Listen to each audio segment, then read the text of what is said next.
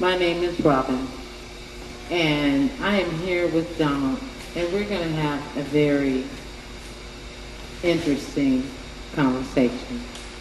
So, let's get to it. Donald, let me ask you something. I've been taught that the original man is the black man. That's what I have as a father, and that's my son has as a father. So, what is the original man in your definition? Okay, for one, when you say original man, we mean the original man and woman. So when we speaking of this topic about the original man, we're talking about the original woman also.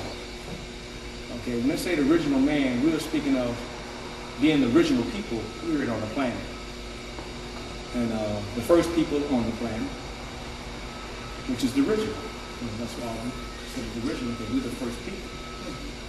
Through the genetic code, we are the people that carry the genetic code by being the first.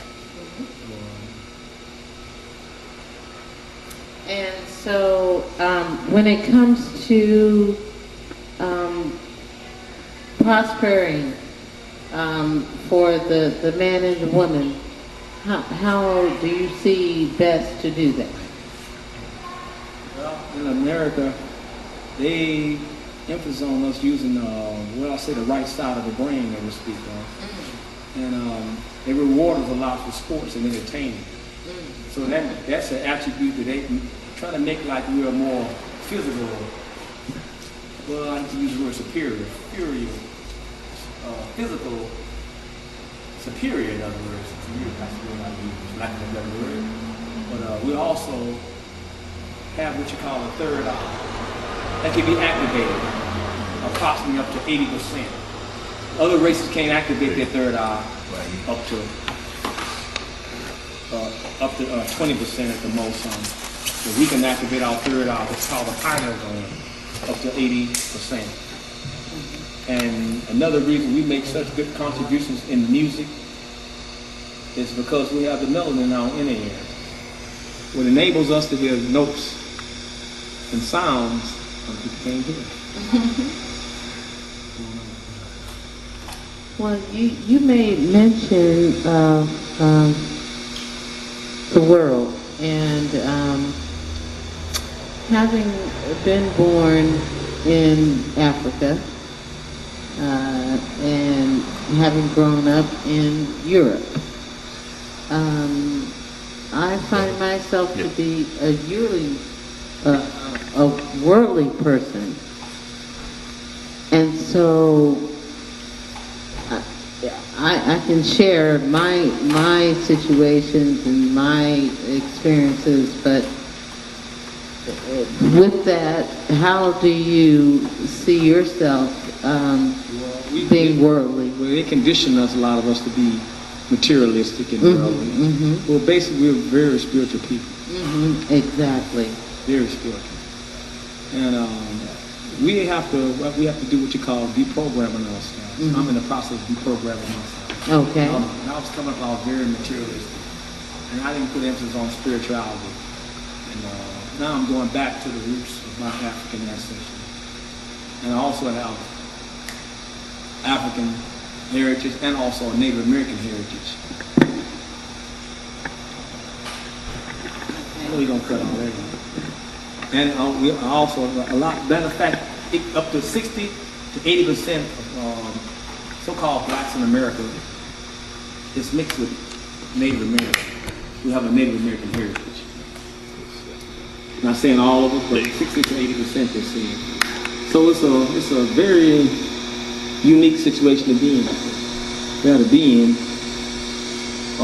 because I have to contribute to my ancestors, which would be Native American and African, which is all African, centered African. Everybody comes from Africa, really. That's what the genetic code, that's what the oldest bones they found is in the so-called motherland. And that's what everybody's traced back to that particular landmass. It was one big landmass years ago. Now it's one piece that been broke off and we call it Africa. An ancient name was Kemet. And we have to go back to the source and quit disrespecting our ancestors. Some of us are ashamed to even wear our hair. You know, I've had black people tease me about wearing an afro. They say, well, an afro is we don't wear afros no more. We're not wearing it. Why not? That's what they tell me, you know what I'm saying?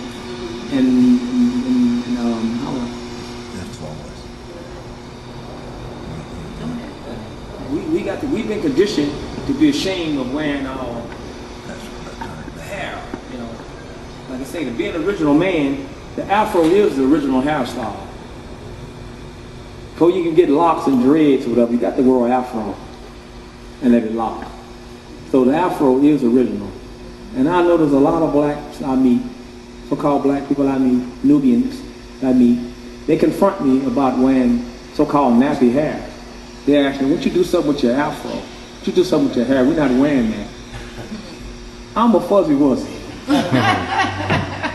An ancient fuzzy wuzzy.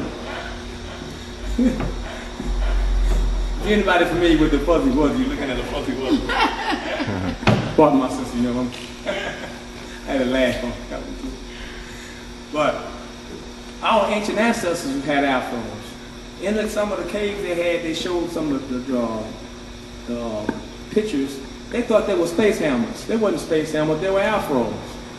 The original hairstyles, the halos, the crowns that you were born with. We inherited. And we have such a strong inheritance. We are the most powerful inheritance on the planet. But we're the most hated. Why? Is it jealousy? We are the natural pyramid builders. I was talking to a gentleman this week ago. He was telling me, oh, my brother so-and-so is Masons. He said, we can't build pyramids. And I asked this question, I say, the pyramid builders in your genetic code is in your DNA. So there's no telling what you can do. Our ancestors left that to show us what we're capable of doing. They left it for a reason. There was a purpose for leaving the pyramids. And what puzzles me, they try to make the pyramid like it's the seventh wonder in the world. The pyramid should be the number one wonder in the world. You know, I want to thank you for recognizing our hair. Because Donald, you know, I was a slave to the box. That's what I call it. You know, going out there and getting a perm. And I have pictures of my mom who just washed my hair and just let me sit for a day and just let my hair out. But she wasn't being a slave to the boss. I became a slave to the boss. But then when I figured it out, because I came to realization that, you know, I know about Samson, you know, and hair has power, you know, that first of all, I couldn't afford it anymore. And then about the story of Samson, that's a symbolic story too. Mm-hmm. It's Samson, with an S-U-N at the end of his name, not S-O-N. And he had 7 locks in his hair, and it represents the 7 rays of the sun. So we are the sun children. We are the children of light. Maybe that's one of the reasons that we are most hated. They're mad because they're not us. And a lot of black people are ashamed of being their own natural looks. They have to be taught. They tell me I should go get a jerry curl. And that's been, what, 20 years? Right now, like I said, a lot of us don't realize that your hair is your antennas. Your hair is reaching out to the universe. You know? And they call them, like your hairstyle you wear, they call that, some call braids, they call them dreadlocks.